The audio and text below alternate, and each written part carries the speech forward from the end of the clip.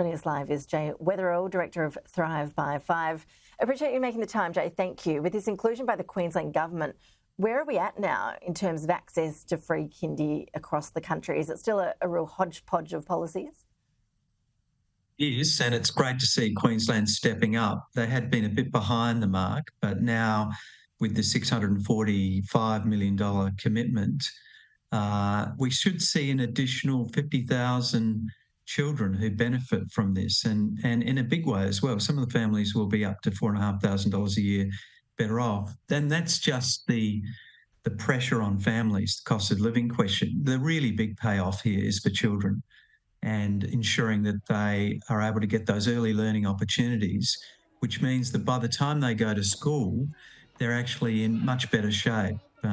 And, you talk to any primary school teacher, they'll tell you that the gap that those children come into school with proves very difficult to close. So this is a wonderful investment by the Queensland Government. We strongly support it.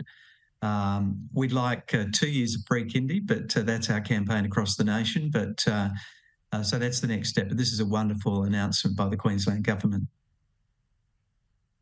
So, Jay, when you talk about kids being in better shape when they've had that year of kindy going then into more formal schooling, going from there, what is the concrete evidence in terms of what it actually means for kids a bit further down the line when it comes to things like literacy and numeracy? Are there really clear benefits on those fronts?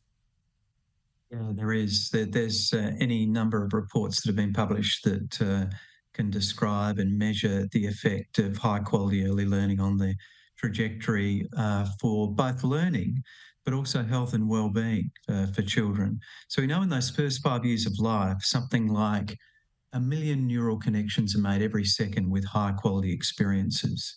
So a child's brain is literally being built in those early years. And so the quality of those experiences is just so crucial. And we know that those effects, the research tells us that those effects are even more profound in families that could be described as disadvantaged. So it's good for all children, but particularly good for children from disadvantaged families. And you're talking about high quality education there.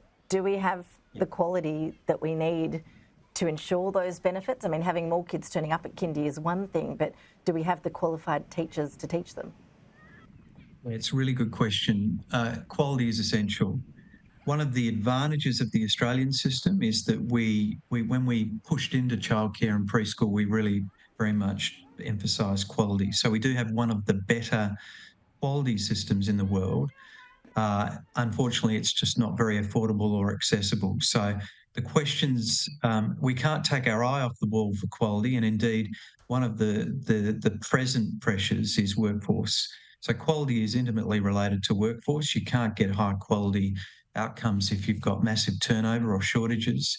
And in fact, in Queensland, this is a very acute issue. So the other part of the announcement today, which is very welcome, is the emphasis on actually attracting and retaining additional teachers and early educators into the early learning system. So the two things go together. They're very correct to point that out. Jay Weatherill, really appreciate you joining us today. Thank you. Pleasure. Thank you.